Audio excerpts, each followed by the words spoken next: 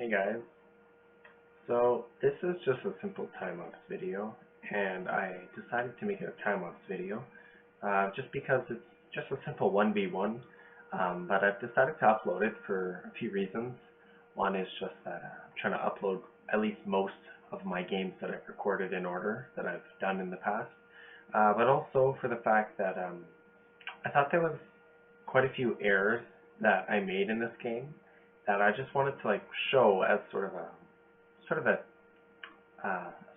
teaching lesson, I suppose, because a big part of why I'm uploading a lot of these old videos is because I think it's interesting some of the strategies I employed with the assumptions I was making, and I just wanted to show how I see a lot of old noob sort of trains of thought in my old thinking. Now, mind you, there is going to be the assumption that generally peace occurs between the two players until most of the AI is killed. It's not a hard rule, but it's a general sort of assumption. You could say it's sort of a cultural facet of my sort of Discord server's Risk gameplay. But basically, and I mean, to be fair, this happens even in online Risk. You know, people typically don't attack until one of them starts the attack. Even in non-diplomacy games, this happens. But ultimately, I just wanted to show how this game would work, and a few sort of flawed assumptions that I made, and just to show how it works.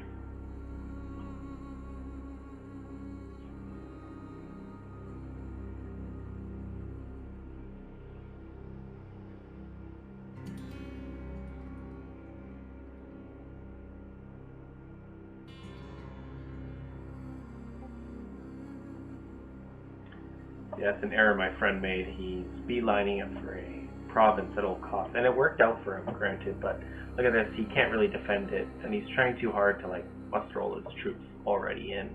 He should be working slowly. I mean, it worked out for him. He has good luck in this game. It's a little freaky how good his dice rolls tend to be, but even still, strategically, this is not a good idea. I'll make many errors too, mind you, though.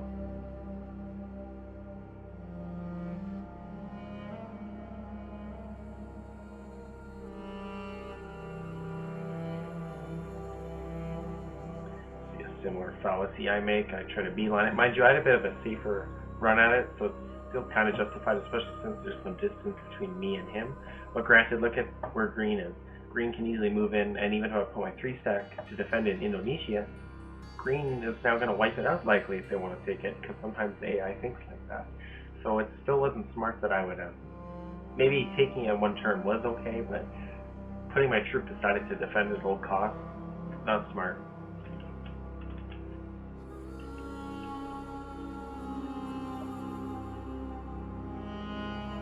I did consider making this game with dialogue, because there was a bit of diplomacy that was still kind of interesting. Mostly how we navigate with the AI and sort of trying to outplay each other in this sort of odd sort of Cold War. But you'll see how it works now. So yeah, as you can see, I'm slowly moving into Europe. That'll give me a good central position and a lot of income. And due to the assumption that we have peace until the AI is dead, typically we can sort of, this one way I've won a lot in these games is, because I know peace is a bit more assured, I'll try to push for a stronger position, a lot stronger, which in a normal Risk game, especially among champions, or as it would be called, I suppose, grandmasters, you wouldn't really see this kind of aggressive pushing, because then you'll be broken and attacked and targeted. You don't want to be playing for first place to win. Want to be playing for second or third even, but essentially in this case it makes sense because the assumption is peace until the AI is dead, so you do want to be pushing really aggressively to get that income to overcome your other real players. Now see, he's going on the assumption that he has better dice rolls than the AI, which is kind of true, but I find sometimes he will sometimes it'll still put him in an objectively bad position statistically, where no amount of luck will compensate for it. And I think you'll see throughout this game he'll lose a lot of troops trying to take Africa at all costs. Meanwhile, if he just let green move out like they did naturally, he could have had a lot of troops now to take it in one turn if he really wanted, because he's always expending it. He doesn't get it near as quickly as he could have, even though, like, it's ironic, by waiting he gets it quicker. Me, on the other hand, I think I play Europe pretty slowly to get, mostly because I'm not trying to aggro him. He has his 2-stack there, and that would cause a war. So I'm being very patient with him. I know I have an advantage over him slowly. My positioning is just a bit better. My troop count is also a lot better. So I'm trying to play the Diplo game, trying to be fair. Now, as time's gone on, I've learned a lot in Risk that playing Good Neighbor, I've had a lot worse games playing Good Neighbor, but it's not to say Bad Neighbor has worked out either per se, but there's sort of a balance to be made. But in this case, I played Good Neighbor for quite a bit in this game.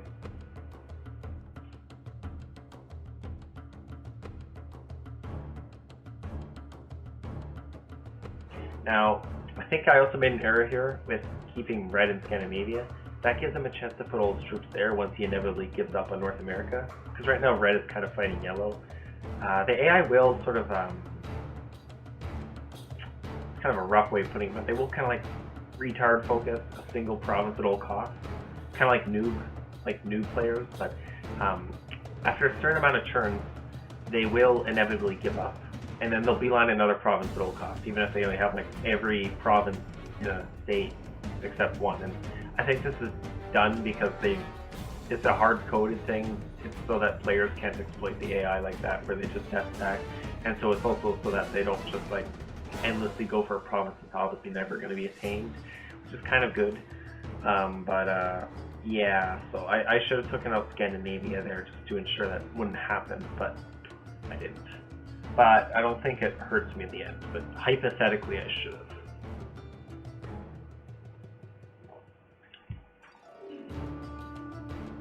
Yeah, so in this case I do go for it. Like a good choice. Now, the question is, should I have attacked blue? In the long term, and I mean other games, it's not. This is something that's happened over time, and slowly each of us have turned on each other when we notice we're in a stronger position such as this. So in another game, Winter, or as I should say, Ice and Valkyrie, he would have attacked me, you know, that's fair. That's more of like a realist approach.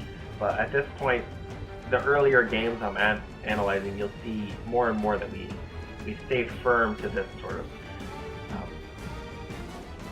peace period, and so that assumption is more and more important.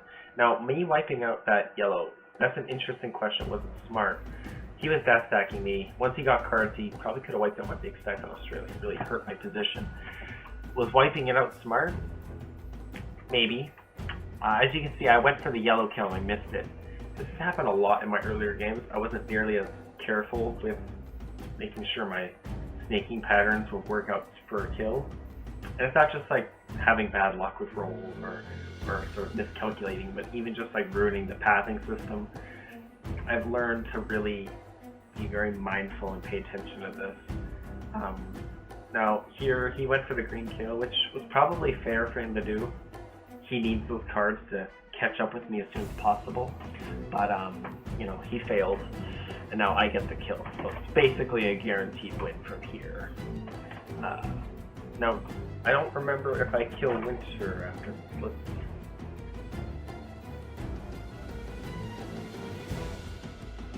Because the more that I attack the real player before all the AI is dead, the more that this sort of unofficial standard I've talked about a few times goes away.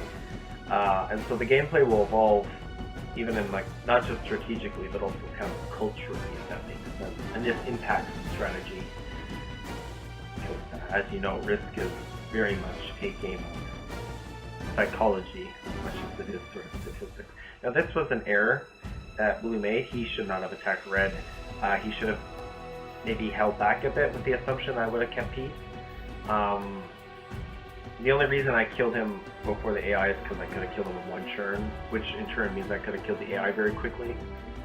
Kind of fair, but you know, he really shouldn't have wasted troops on Red. He should have, at all costs, sort of either A, attacked me, or B, held off and let me and Red fight it out a bit more for a more preferable position, especially since Red was quite powerful there, and he could have used maybe if Red got cards, he could have done a good counterattack on me and sort of balanced things out. And a lot of my wins has been due to good positioning, so that the AI fights some of my so that the AI fights some of the battles for me.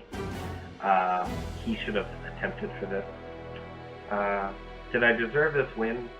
When I was looking at it before, I noticed that I made a lot of mistakes. Looking back, I don't think I played as bad as I originally thought. Now, maybe some of the dialogue that I analyzed proved I was a lot worse than what I'm remembering now, I suppose. But yeah, I do think this shows some very early gameplay sort of thought patterns that, makes me think maybe I wasn't quite a noob at this point, but definitely like intermediate, still pretty new, if anything. But anyways, that was the video, short and sweet, and hope you enjoyed it. See you next time.